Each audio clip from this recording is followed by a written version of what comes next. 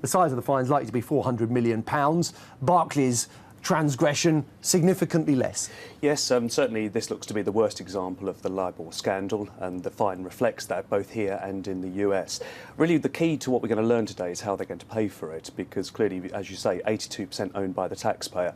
Is the taxpayer effectively going to be paying itself, or is this coming from bonuses? So I think they're going to want to make a very keen point here that this is coming out of bonuses that will have gone to the investment banking division. Vince Cable very keen, as the Chancellor has done previously, to emphasise the fact that as taxpayers we should not suffer as a result of the bank's misdemeanours. But we own this bank, we do suffer. You can't avoid that, can you? No, that's right. And it's a really fine line, because the more the government gets involved here, the more they will destroy the value for the taxpayer. And of course, if they start imposing too draconian measures on this bank, what you'll end up with is a bank that will really eat itself over the course of the next few years and will end up with no value.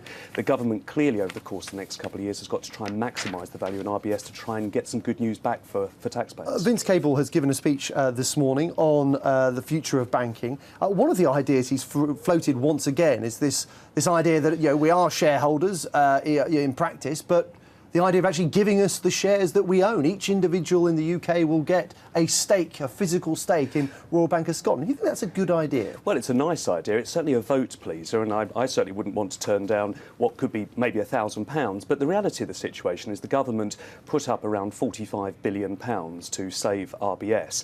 And really, it needs that £45 billion back. It has a debt of £1.1 trillion. So it doesn't really have the scope to give £45 billion back to the taxpayer. Of course, what they're hoping, possibly, is that we'll go and spend that money, spending it in the shops and start to resurrect the economy. OK, so you think a flaw with it, we can't afford to be that generous, is what That's you're right. saying. I mean, what about the idea of Royal Bank of Scotland? The idea has always been, when we took this stake in it, to return it to the private sector and hopefully recoup some of the money that the government has spent.